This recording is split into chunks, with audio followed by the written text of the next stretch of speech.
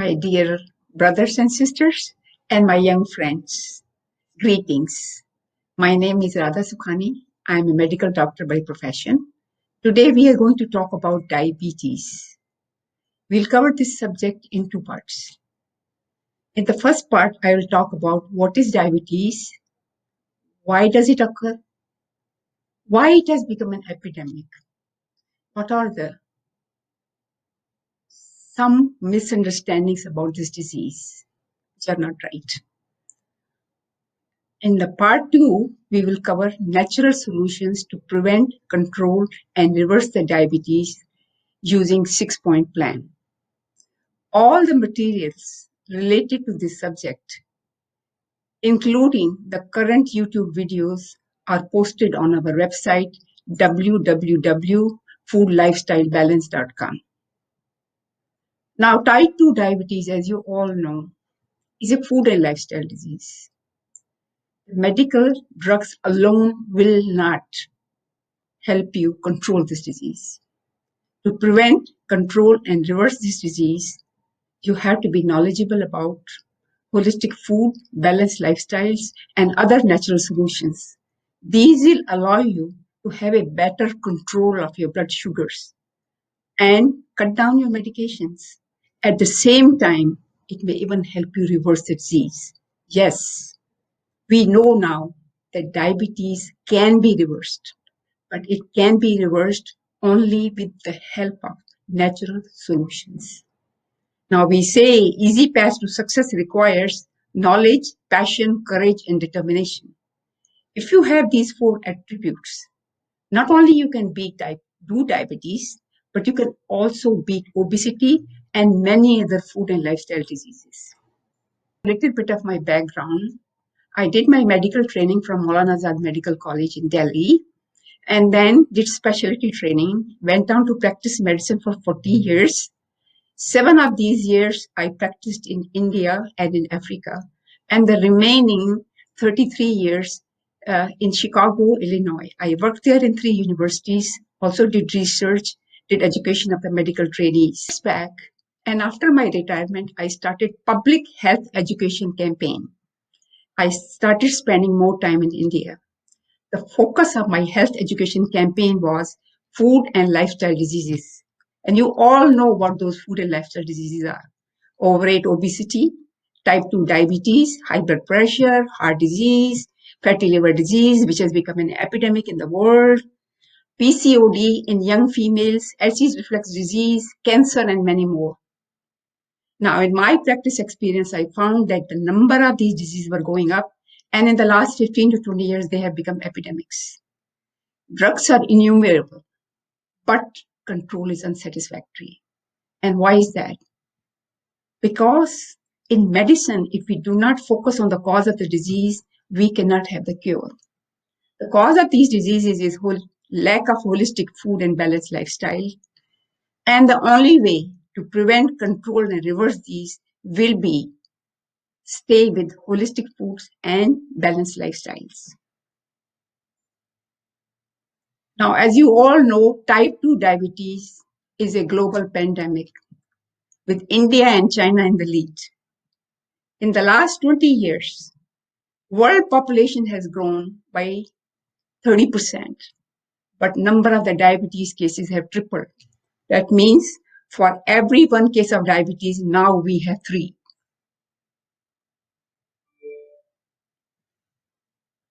Now, prevalence of type 2 diabetes in India has increased 5-fold in 25 years. So India has become the diabetes capital of the world. Average age of onset of diabetes just 5 or 6 years ago was 40 to 42 years. And now average age of onset of diabetes in India is 30 to 35 years. But in my travels, I meet many young adults in their 20s who have diabetes. Diabetes in India is concentrated in all the states of the south, in Maharashtra, in Rajasthan, in Punjab, and in UP. In these areas, the prevalence of diabetes is 10 to 12%. And most of these cases are in big cities, as one can understand, because big cities are the ones where the foods are unnatural, factory-made, and the lifestyles are totally unbalanced. Now, diabetes and obesity are twin epidemics. And in America, there is a nickname for it, diabesity. 80% of the diabetic patients are overweight. And 20% of the diabetics who are skinny have what we call as abdominal obesity, pot belly, prominent belly. And when somebody has pot belly, it means there is more fat in the liver. If you stand straight and look down and cannot see your feet, it means you have pot belly. So waistline is the most sensitive indicator of the risk of diabetes. Ideal waistline at the level of the umbilicus or navel is height in inches divided by 2 minus 2 inches. But height in inches divided by 2 will do. So if you're 5 feet 10 inches tall or 70 inches tall, your waistline at the level of umbilicus should be 35 inches. If you add 4 to 6 inches to this waistline, your risk of diabetes goes up. Diabetic patients, in addition, have smaller muscle mass, and that applies to both skinny diabetics and obese diabetics. Now, you know that muscles use almost 70 to 80% of glucose, which comes from the food for energy. Now, if you are not using muscles, you're not using the glucose, and all that extra glucose is making into fat. So immobility or sedentary lifestyle is the biggest problem in a diabetic patient. Another indicator which is used by medicine for looking at the risk of diabetes is BMI or body mass index. You can calculate your body mass index by putting your height and weight into the Google formula and it will give you your BMI. Now, normal BMI for a white Caucasian male is 25. But if we apply that 25 BMI to an Asian male, then they will have 20% more fat in their body, and that's not healthy. So Indian Diabetic Association has set up number 23 for ideal BMI in an Indian male or female. Interestingly, before the year 1970, the incidence of obesity in the entire world was less than 1%. Incidence of diabetes was less than 5%. In the last 50 years, both obesity and diabetes have become big epidemics. Why? Because foods have become unnatural and lifestyles have become unbalanced. Now, who do we give credit for these two? I would say three great revolutions: economic revolution, digital revolution, and the evil revolution called commercial food revolution. Economic revolution means more money in the pocket to buy luxury foods and luxury lifestyles. So inactivity and unhealthy foods. Digital revolution means play and work without any muscle moving. In addition, digital revolution also means working late into the night, playing late into the night on social media, and getting exposed to the blue light. Now, blue light of the digital devices knocks out deep sleep hormone melatonin. So, lack of sleep has become the biggest epidemic of modern times. Now, we both need both these revolutions. We love these two revolutions. All we have to do is learn how to live with them. Both revolutions have done great good for mankind. We just have to learn how to live with these two by educating ourselves on natural foods and healthy lifestyles. The most devastating revolution of the last 50 years has been commercial food revolution. Food commerce has destroyed our food chain, natural food chain, from soil to the plate. Food commerce has created hundreds and thousands of dead, nutritionally deficient foods in the form of packets, in the form of boxes, fast foods, junk foods, and so forth. And commercial food revolution, I would say, is the biggest reason for modern food and lifestyle diseases. Now, if I had to name 4 big modern food poisons, I'll put them down as refined oils, refined wheat flour, refined sugars, and soft drinks, including your new fancy vitamin waters and sports drinks. Refining oil means chemically treating the natural oil so that it can sit in the shelf for years for the profit of the commerce. Refined flour means taking away the fiber and the healthy vitamin rich germ of the wheat and putting it in packets which can sit on the grocery shelf for months without getting spoiled. So what you are really eating is starch powder or sugar powder in a package when you are eating your wheat flour. Commercial sugar, white sugar, is chemically treated and has got no nutrient value at all. Soft drinks are all rich in chemical sugar called high fructose corn syrup. Now, all these food products have one thing in common. They give rise to fatty liver. So, the biggest epidemic of fatty liver we can blame on these 4 top ingredients. And fatty liver is the beginning of every food and lifestyle disease. Now, in the last 50 years, a modern human has forgotten what to eat, when to eat, how often to eat, when to wake up, activity, and exercise. Not there. All the living beings and the plants on this planet are connected to sun energy for their lifestyles. The 24-hour day and night cycle of the sun control their lifestyle, control their behaviors, such as fasting, feeding, sleep, wake, and activity. But humans have lost touch with this natural 24-hour day and night cycle. They are connected to artificial light and blue light, and this has caused a significant damage to health because the lifestyle have become very imbalanced. So I will blame medical science partly for the epidemics of obesity and diabetes, and I'll tell you how.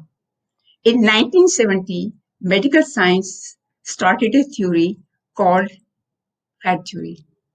According to fat theory, if you eat more fat, you make more cholesterol. If you make more cholesterol, then you get heart attacks.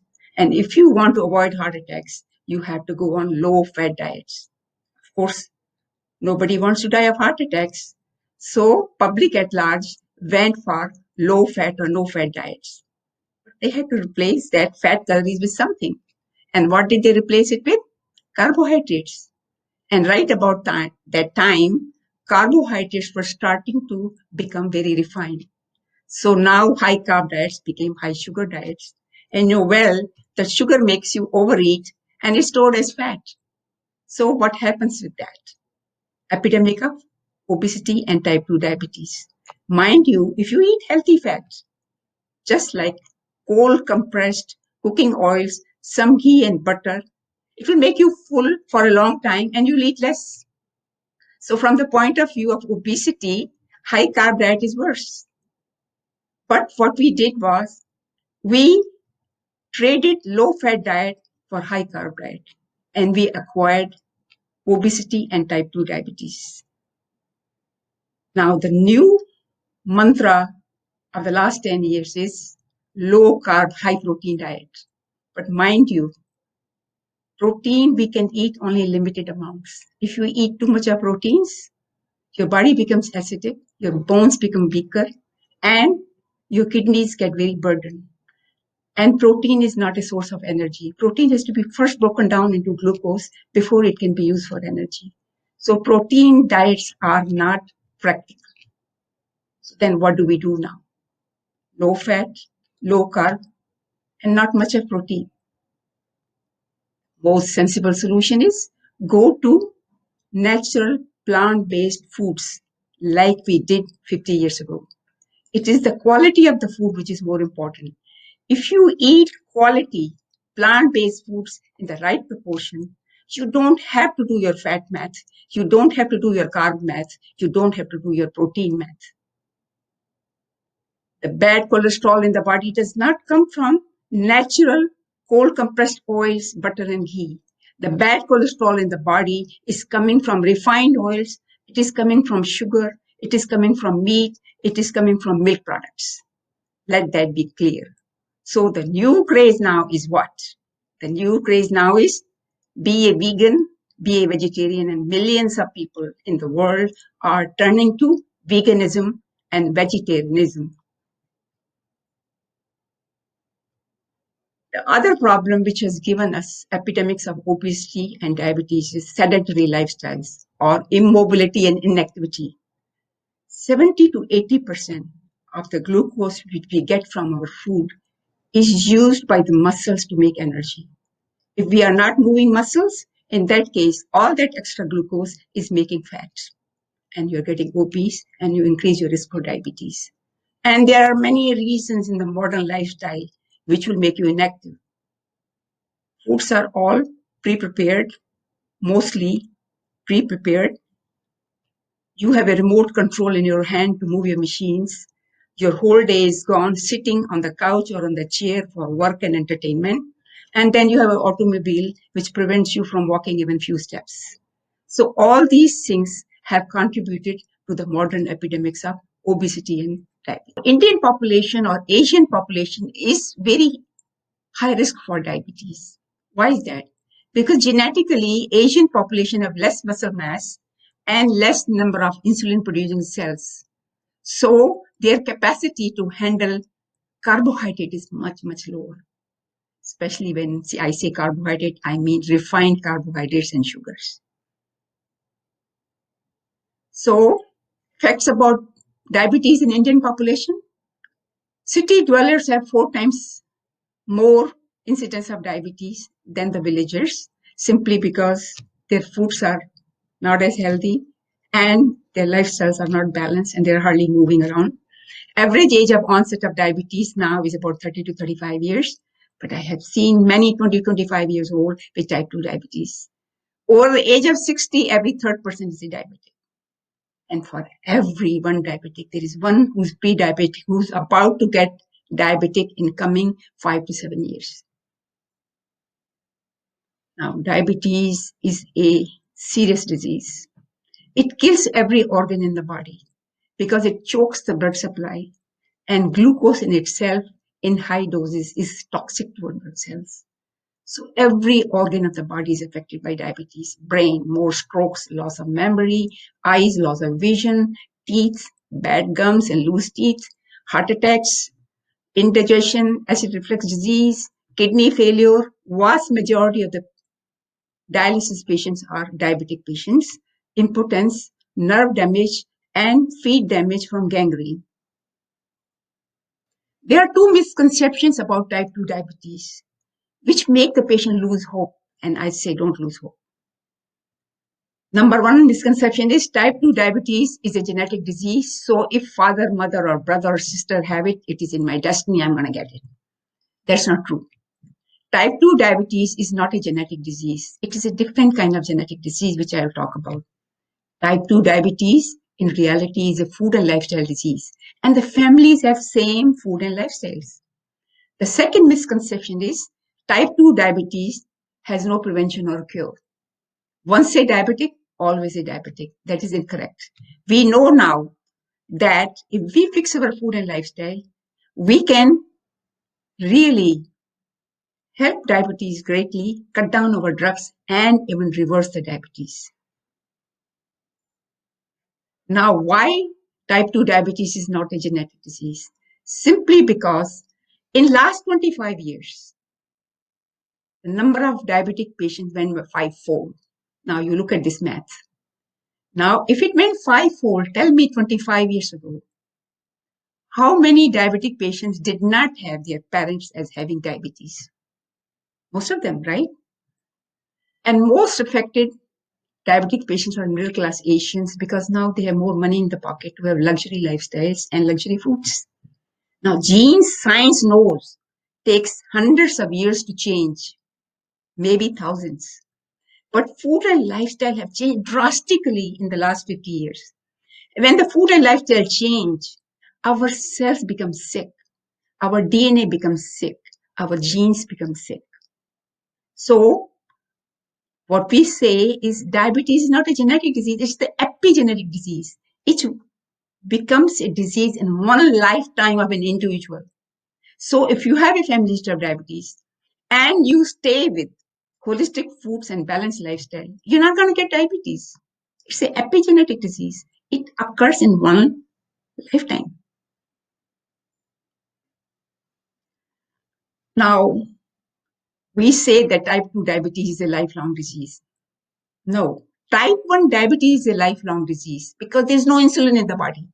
So type 1 diabetes, which occurs usually in children, will require insulin for the rest of their life. Type 2 diabetes, on the other hand, is a food and lifestyle disease. In fact, there is more insulin in the body in the many, many years, early years of the disease. So type 2 diabetes, if we change our food and lifestyle, can be prevented, it can be controlled, and its serious complications prevented, and the disease can be even reversed if it is not long-standing and if there are not many complications along with it. And type 2 diabetes, as we all know, is occurring because the lifestyles of the population are becoming obesogenic and diabetic. Lots of sugars, sugary foods, sugary drinks, eating all the time from morning 7 o'clock to 12 o'clock midnight, and immobility. As soon as your waist circumference starts growing, goes up 4 to 6 inches from normal, you know that you are at the risk of getting diabetes. And you can change your food and lifestyle and immediately stop disease from occurring. It is said you are what you eat. And in Hindi we say, Jaisa ann, vaisa tan. So what you eat and what you don't eat, what your children eat, what your children don't eat is your call. If you sit on the road to decision, it is your call whether you turn to right, my right, and eat natural foods. If you eat natural foods, natural, holistic, not commercial foods, your body will be lean and you'll have very few disease or no disease at all. On the other hand, if you decide that you take a left turn, you go to pre-prepared, commercial, junk foods, you can see what will happen. You'll become obese. These junk foods, pre-prepared foods, and commercial foods are the big reason why every third child in the city is diabetic, why diabetes occurs at the age of 30, 35, why heart disease occurs at the age of 40, 45, and why the young girls have PCOD, why fatty liver has become an epidemic. So you can imagine the commercial foods with no nutritional value, which are rich in salt, fat, and sugar, are the ones giving us all the food and lifestyle diseases. Now, type 2 diabetes has become a lifelong disease, partly also because the treatment in itself makes the disease worse. And how's that? As you know, all the anti-diabetic drugs are researched in the West, mostly in America. These drugs are tried on the Western patients. Then their doses are adjusted on the Western patients. When an Indian patient who is way smaller and different metabolically than white Caucasian Western patient, it is too much drug for them. And when they take Western doses of anti-diabetic drugs, they have low blood sugars. So hypoglycemia, I've seen, is a very common problem in Indian diabetic patients. And since hypoglycemia is a major threat, you can even lose life with it, the doctors are very worried and they typically tell the patients to carry their sugar goodie bag with them. At the same time, they tell them to eat multiple meals every 2 to 3 hours. Now imagine if you're getting hypoglycemic all the time, you're eating lots of sugar, additional sugar to take care of the hypoglycemia, and you're eating multiple meals. What are you doing to your sugar? You're increasing sugar in your body. Your sugar bag in your body is full. And that is the reason your disease doesn't get better. It becomes lifelong disease. So what is your responsibility to control your diabetes? You know what the signs of hypoglycemia are. And at early signs, take small dose of sugar instead of mega dose of sugar, and try to cut down on your medication so that you can get away with less medication. That will prevent you from having hypoglycemia often. So if you are having frequent hypoglycemia, you have to reduce your dose and treat your hypoglycemia early on with a smaller dose of sugar. Now, American Diabetic Association recommends that if you get hypoglycemia, do not eat more than 3 small teaspoons of sugar, or only 4 ounces of juice, or only 3 hard candies. And that will take care of your hypoglycemia. And most importantly, if you're getting frequent hypoglycemic attacks, you're taking too much of your medicine and you cut down your medication. And that will help your diabetes not get worse. So who is in charge when it comes to medication? You are in charge. You are in the driver's seat. You are the one who controls the medications. Your medication should not be in the driver's seat. Now, in order to manage your diabetes, you have to understand the science of diabetes.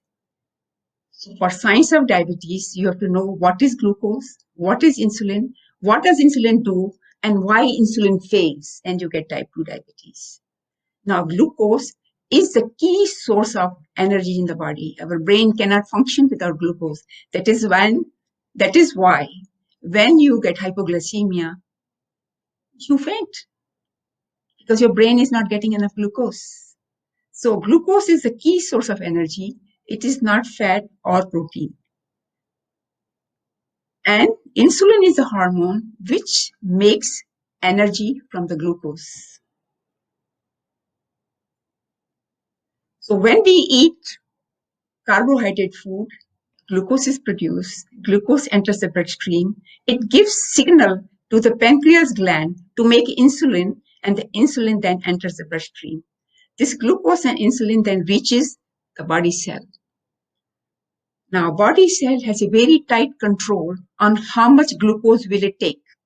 Because if it took too much glucose, the cell is going to be damaged. So it controls the glucose entry like a hawk. The function of insulin is to work like a key and open up the gate so that glucose can enter the cell. Now, if there is too much glucose, the cell will immediately lock its door. And the insulin can be jumping around. There can be a lot of insulin. There can be a lot of keys, and the cell will not open the door. This phenomenon, where there is a lot of glucose in the body, where there is a lot of insulin, but it is not working, is called insulin resistance. Now, what does insulin do in the body? As I said, insulin is the key hormone which creates energy in the body. It creates immediate energy which the cells use, and it also creates reserve energy. When we eat food, the glucose from the food provides energy source only for 2 to 3 hours. For the remainder of the day, between our meals and during the night, we are dependent on our reserve energy. And it is the function of insulin to create that reserve energy. And there are 2 kinds of reserve energies. Glycogen, which is a short-term energy reserve. It lasts 24 to 36 hours. And it is primarily stored in muscle and liver. Now, glycogen in the muscle and the liver is like a ready cash. Within 2 minutes, you get the glucose. If you suddenly want to run, you have the energy from glucose in the form of glycogen. Professional athletes have a lot of glycogen in their muscles, and that is why their muscles can work for hours without starving for energy. Now, the remainder of the glucose, which is extra, is then converted by insulin into fat. So in fact, insulin is a fat storage hormone. And a diabetic patient who started on insulin knows that. When they start on insulin injection, they will notice that their body weight will increase 10 to 20 pounds in the very first year. It's because of the effect of insulin in fat storage. As I said, glycogen energy reserve is reserved only for 24 to 36 hours. but it is ready cash. It immediately makes glucose so that body's needs are met whenever it is required. Fat, on the other hand, is a long-term energy reserve. You cannot pull out fat from the body until you try it. It's like a fixed deposit in the bank. And this long-term energy reserve is the reason why people can go on fasting for 3 weeks and still survive. It's their fat energy. So you will not lose your fat until you stop eating. So fasting or time restricted eating is a great way to cut down your fat. And it is well researched regimen for weight control. So fat comes in the body when there's too much glucose, when there's a lot of insulin. So a lot of fat is made. Once fat gets inside the body, you get obesity. When you get obesity, you get type 2 diabetes. All that go together. Even a skinny diabetic has fat. Now, there are two types of diabetes, type 1 and type 2 diabetes. On the top, I have shown in the top section, healthy body. It has got appropriate amount of glucose, normal amount of insulin. The cell is taking normal amount of glucose and insulin does its job and that's the end of it. Body is going happily. Then there is type 1 diabetes, no insulin. Insulin producing capacity of the pancreas has failed because of some reasons which we'll talk about. So there's plenty of glucose, but it cannot get into the cell for making energy. And we need the energy. So a type 1 diabetic cannot survive, cannot live for more than few days or few weeks unless they get insulin injection.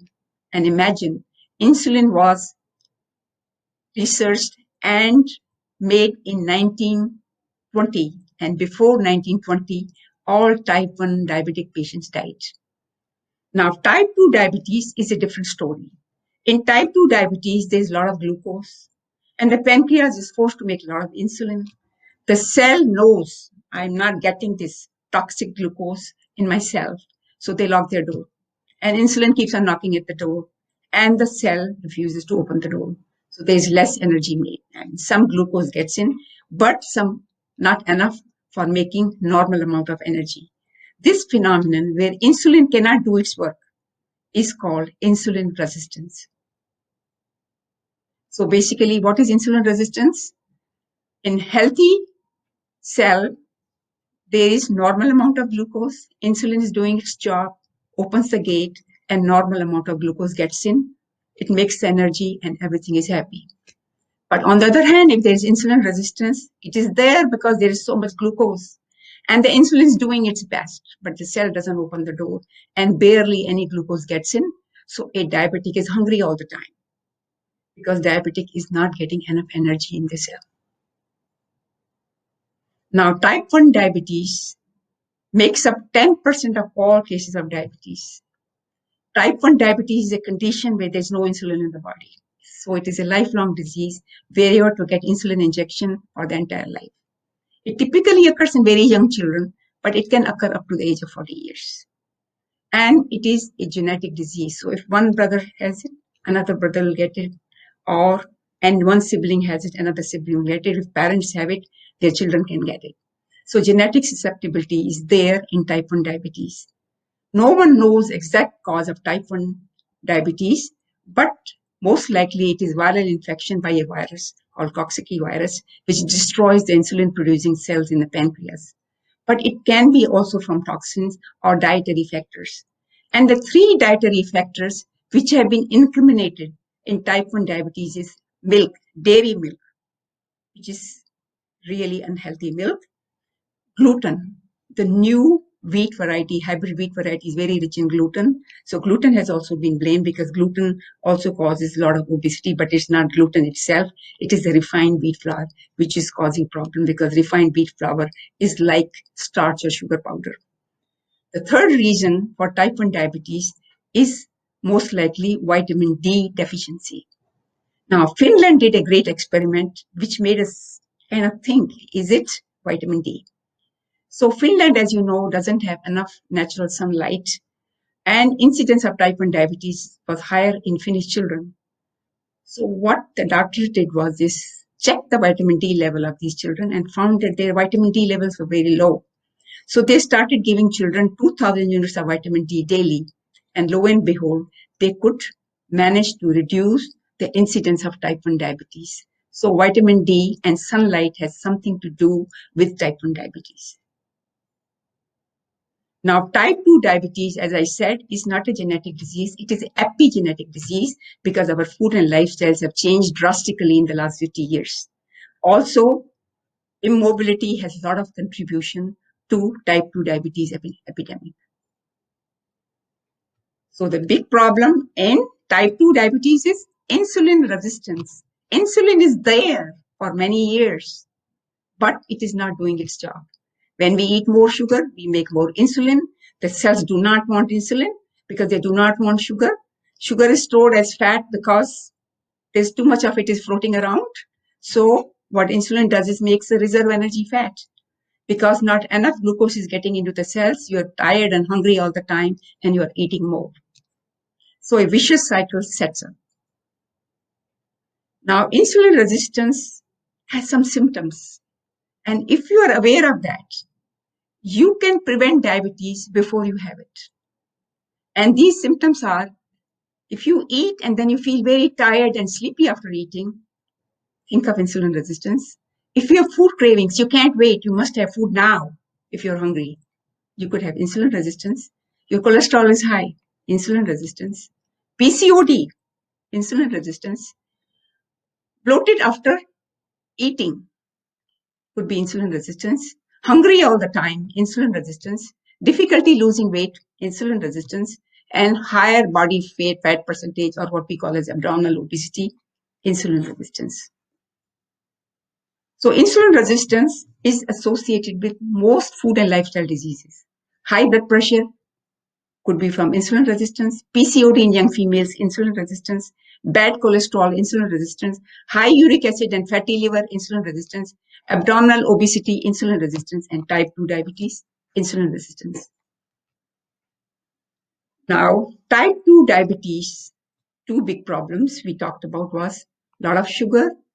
We have insulin, lots of it, but it's not doing its work until late in the disease.